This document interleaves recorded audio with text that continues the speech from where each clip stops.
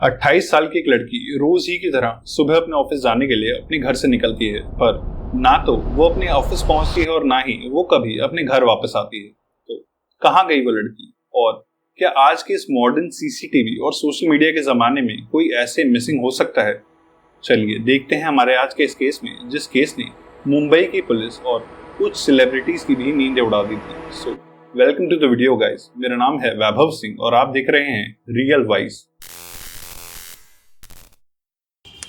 16 मार्च 2018, grand road, east Mumbai. ये कहानी है 28 साल की कीर्ति व्यास की, जो ग्रैंड रोड के भारत नगर एरिया में रहती थी। कीर्ति बी ब्लंट नाम के एक मशहूर सैलून में काम किया करती थी। 16 मार्च 2018 की सुबह लगभग 8:30 बजे वो अपने सैलून के अंधेरी ऑफिस जाने के लिए घर से निकलती है। कीर्ति को उसी के ऑफिस के 2 कॉलीग्स एक कार में पिक करते हैं और वो तीनों साथ में ही ऑफिस जाते हैं। सुबह लगभग 11:30 बजे कीर्ति की माँ उसे घर के नए वाईफाई पासवर्ड के लिए कॉल करती है, क्योंकि कीर्ति ने कल रात को वाईफाई का पासवर्ड बदला था। पर कीर्ति का फोन स्विच ऑफ होता है और उन्हें लगता है कि वो जरूर अपने ऑफिस के काम में बिजी होगी या उसके फोन में बैटरी नहीं होगी। इसलिए उसकी मदर भी इस बात पे ज्यादा ध्यान नहीं देती और अपने घर के कामों में बिजी हो जाती है। डेली 6 बजे घर आ जाने वाली कीर्ति शाम के 7:30 बजे तक भी घर नहीं आती और उसके फोन को भी ऑफ देखते हुए कीर्ति की फैमिली मेंबर्स उसके ऑफिस में कॉल करते हैं, जिन्हें वहां से एक शॉकिंग न्यूज मिलती है। उसके ऑफिस वाले कहते हैं कि कीर्ति तो आज ऑफिस आई ही नहीं और पूरे दिन से उसका नंबर भी स्विच ऑफ है, इसलिए हमें लगा कि आज वो लीव पे होगी। और ये सुन के अब कीर्ति के पेरेंट्स पैनिक करने लगते हैं और वो उसके सभी फ्रेंड्स को कॉल मिलाते हैं, पर किसी ने भी आज कीर्ति को नहीं देखा होता। और काफी ढूंढने और पूरी रात इंतजार करने के बाद कीर्ति के पेरेंट्स अगली सुबह डीबी रोड पुलिस स्टेशन जाके उसके नाम की एक मिसिंग कंप्लेंट फाइल करते हैं। कीर्ति को गायब हुए ऑलमोस्ट 24 घंटे पूरे हो जाते हैं और पुलिस भी अपने काम पे लग जाती है और कीर्ति के दोस्तों और ऑफिस वालों से उसके वेयर अबाउट्स के बारे में पूछती है। उसी के ऑफिस के 2 कलीग्स सिद्धेश तमनकर और खुशी सहजवानी पुलिस को बताते हैं कि कल सुबह लगभग 8:30 से 9 बजे के करीब उन दोनों ने कीर्ति को उसके घर के बाहर से पिक किया था, जहां से वो तीनों साथ में ऑफिस जाने वाले थे। पर वहां से सीधे ऑफिस आने के बजाय कीर्ति ग्रैंड रोड स्टेशन पे उतर गई थी, क्योंकि उसे वहां किसी से मिलना था और उसने उन दोनों से कहा था कि वो यहाँ से लोकल ट्रेन पकड़ के ऑफिस आएगी, जिसके बाद ये दोनों उसे वहां ड्रॉप करके वहां से ऑफिस आ गए थे। इन दोनों की इस स्टोरी को कंफर्म करने के लिए पुलिस कीर्ति के घर के पास लगे सीसीटीवी की फुटेजेस चेक करती है, जिसमें वो करीब सुबह के 8:30 बजे अपने घर से निकलते हुए दिखती है, जिसके बाद वो सिद्धेश और खुशी के साथ उनकी कार में बैठ के ऑफिस के लिए निकल जाती है। क्योंकि इन दोनों ने ही कीर्ति को आखिरी बार देखा था, इसीलिए पुलिस इनसे इस इन्वेस्टिगेशन में हेल्प मांगती है और ये दोनों भी पुलिस के साथ पूरी तरह से कोऑपरेट करते हैं और पुलिस जल्द ही सिद्धेश और खुशी को एज अ सस्पेक्ट देखना बंद कर देती है और इस केस की एक दूसरे एंगल से जांच करने लगती है। उधर खुशी और सिद्धेश कीर्ति को ढूंढने के लिए सोशल मीडिया पे भी पोस्ट करते हैं और कीर्ति के फैमिली मेंबर्स भी मीडिया से हेल्प मांगते हैं, पर 2 हफ्ते के बाद भी कीर्ति का कुछ पता नहीं चलता। But it's been 17 days since Kirti Vyas, a 28-year-old finance manager, went missing. Mumbai police has not found any leads on her whereabouts up until now.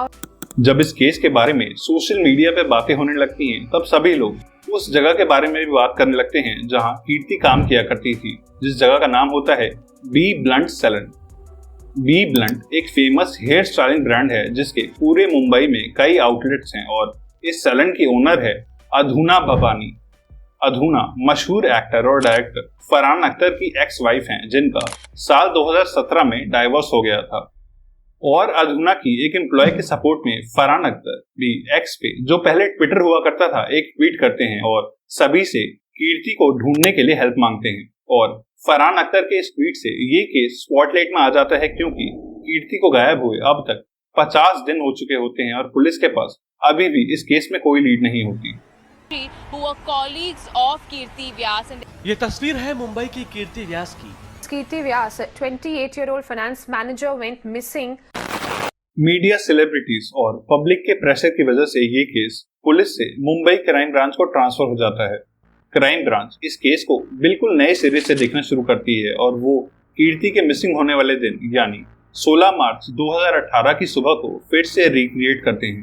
कीर्ति की मां पुलिस को बताती है कि कीर्ति रोज सुबह घर से ग्रैंड रोड स्टेशन जाती थी, जहां से वो अंधेरी में अपने ऑफिस जाने के लिए एक लोकल ट्रेन लेती थी। पर सिर्फ उसी दिन पहली बार उसके कुछ कॉलीग्स उसे लेने आए थे, जो बात क्राइम ब्रांच की टीम को थोड़ी और लगती है। क्राइम ब्रांच सिद्धेश और खुशी को स्टेशन बुलाते हैं। पुलिस उनसे कहती है कि कीर्ति के घर से निकल के तुम्हारी कार में बैटरी का सीसीटीवी फुटेज उन्होंने देखा है, पर काफी ढूंढने पर भी हमें पूरे ग्रैंड रोड स्टेशन के आसपास किसी भी कैमरा में तुम्हारी कार या तुम तीनों नजर नहीं आ रहे। अब सिद्धेश और खुशी कहते हैं कि दरअसल उन्होंने कीर्ति को नवजीवन सोसाइटी के बाहर ड्रॉप किया था, जहां से वो वॉक करके ग्रैंड रोड स्टेशन जाने वाली थी, और इसी वजह से उनकी कार ग्रैंड रोड के पास लगे सीसीटीवी में कैप्चर नहीं हो पाई। और अपने दो की विटनेस के पुराने बयान से बदलते ही पुलिस इन दोनों को सस्पेक्ट की तरह देखने लगती है। पर इस वक्त पुलिस के पास इनके अगेंस्ट कोई एविडेंस नहीं होता, इसीलिए पुलिस इनसे खुशी की उस एको स्पोर्ट कार की चाबी मांगती है जिसमें इन्होंने कीर्ति को ड्रॉप किया था, और उस कार को पुलिस फॉरेंसिक एग्जामिनेशन के लिए भेज देती है। और एक हफ्ते के बाद उसी कार की डिग्गी यानी बूट स्पेस में से फॉरेंसिक टीम को एक खून की सूखी हुई ड्रॉप मिल जाती है।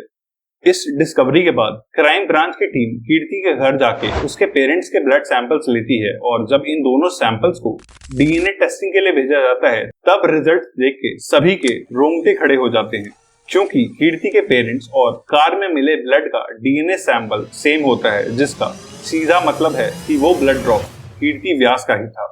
ये एविडेंस मिलते ही क्राइम ब्रांच की टीम सिद्धेश और खुशी को उठा लेती है, जो दोनों अपनी सुनाई हुई कहानी पे डटे रहते हैं और कहते हैं कि हमने कीर्ति को ड्रॉप कर दिया था, जिसके बाद वो कहाँ गई हमें सच में नहीं पता। पर जब पुलिस उनसे थोड़ी सख्ती और अपने खास तरीकों से इंटेरोगेशन करती है, तब वो दोनों गिव अप करके सच्चाई की उल्टी कर देते हैं, वो सच जो सुनने और डाइजेस्ट करने में बेहद ज्यादा मुश्किल था। दरअसल 28 साल की कीर्ति व्यास बी ब्लंट के अंधेरी सैलून में फाइनेंशियल हेड के तौर पे काम करती थी। इसी ऑफिस में खुशी कीर्ति की जूनियर थी और सिद्धेश एक अकाउंट्स एग्जीक्यूटिव था। सिद्धेश के हैंडल करे हुए अकाउंट्स में कीर्ति को बेहद सी डिस्क्रिपेंसी मिली थी, और उसे नए लॉन्च हुए जीएसटी के बारे में भी कोई खास नॉलेज नहीं थी।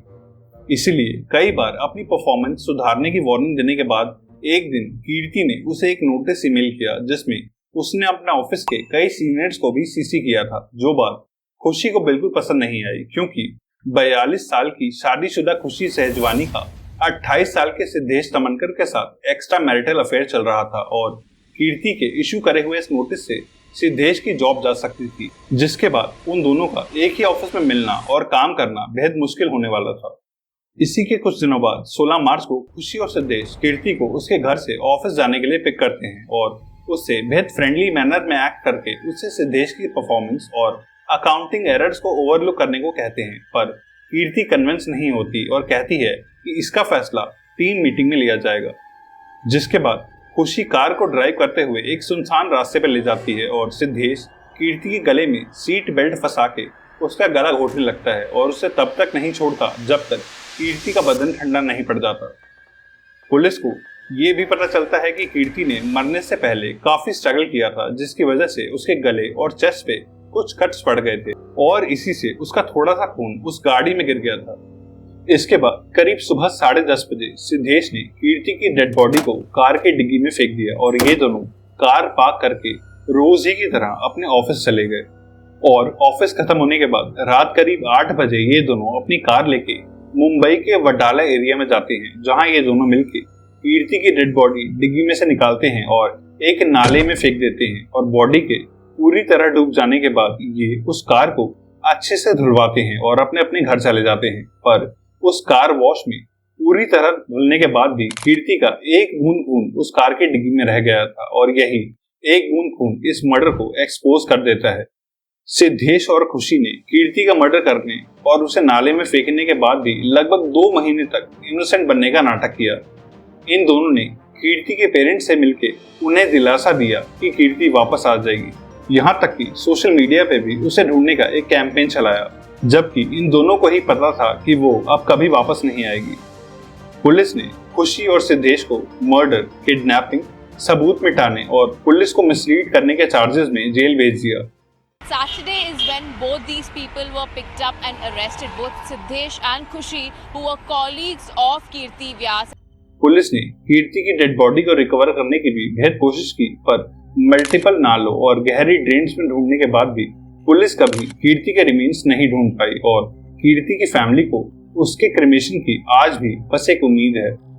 लंबे वक्त तक जेल में रहने और कोर्ट ट्रायल्स में आने के बाद खुशी ने अपना कन्फेशन बदल लिया और सारा ब्लेम सिद्धेश पे डाल के कोर्ट से ये कहा कि उसे सिद्धेश से अपनी जान का खतरा था, इसीलिए उसने इस मर्डर में पार्टिसिपेट किया और उसे 2021 में बेल भी मिल गई। पर मुंबई क्राइम ब्रांच ने बिना डेड बॉडी के भी एविडेंस की एक बड़ी लिस्ट कोर्ट में पेश करी और ये प्रूव किया कि खुशी का कीर्ति को गायब करने और मारने में सिद्धेश के साथ इक्वल पार्टिसिपेशन था, जिसकी वजह से 6 साल के एक लंबे इंतजार के बाद मई 2024 में मुंबई के सेशंस कोर्ट ने इन दोनों को ही उम्र कैद की सजा सुनाई।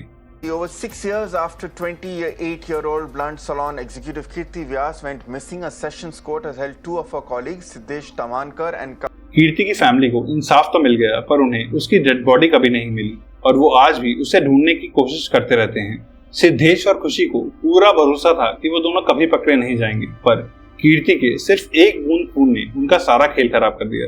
इन दोनों ने ये सब सिर्फ इसलिए किया ताकि सिद्धेश की जॉब न चली जाए, पर क्या अपनी जॉब और अफेयर बचाए रखना इतना जरूरी है कि आप किसी दूसरे की जान ले लोगे? I think this is beyond humanity and straight away cruel. आपका इस केस के बारे में क्या कहना है, प्लीज नीचे मुझे कमेंट सेक्शन में बताइएगा। So that was today's case. मैं जल्दी मिलता हूँ आपसे एक नेक्स्ट केस के साथ। तब तक के लिए stay safe and keep watching real wise.